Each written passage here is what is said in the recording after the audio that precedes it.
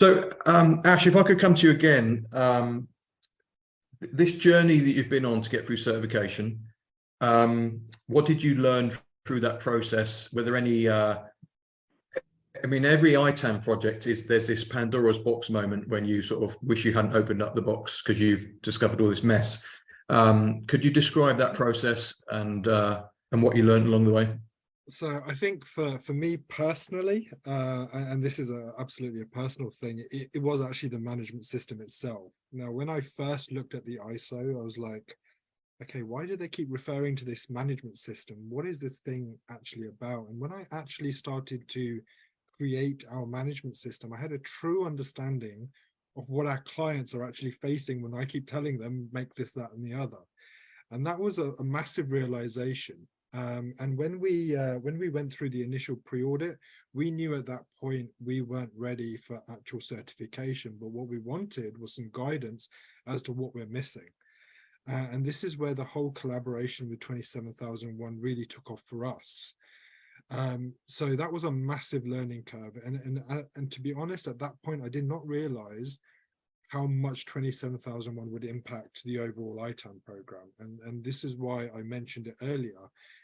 That connection is really imperative to the success of ITAM from an ISO standpoint overall, because you can really rely on their expertise, perhaps even their management system, but certainly their risk management strategies, because they correlate very nicely when it comes to IT asset management.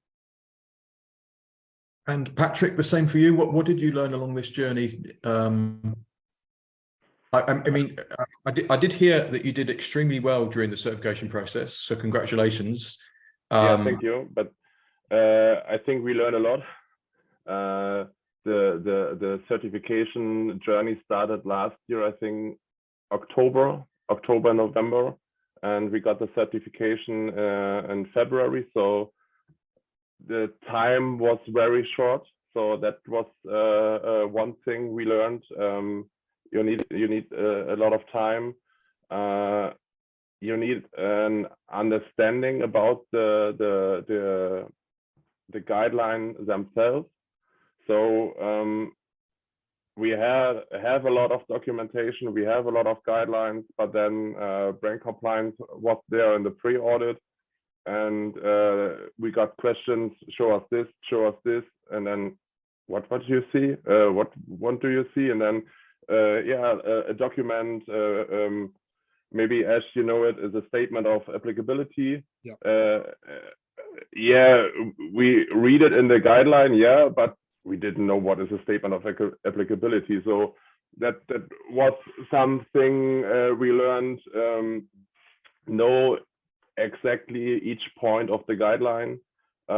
You need a clear scope definition.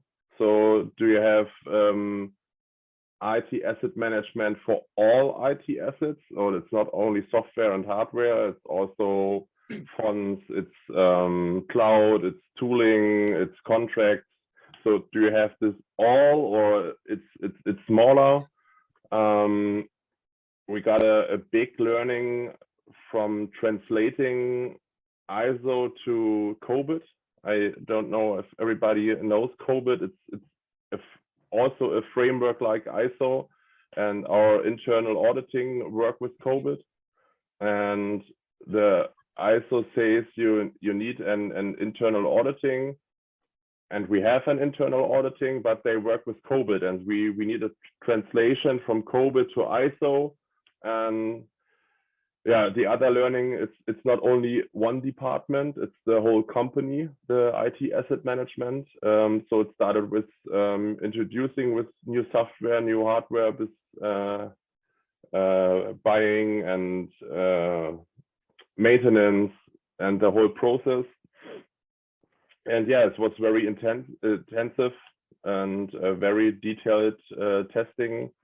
Ash, I think Ulrich was also your yes, auditor. Yeah, and he was a very good auditor, but he asked the right questions and he asked intensive questions, and yes, it was very intense. 4 months, very intense working.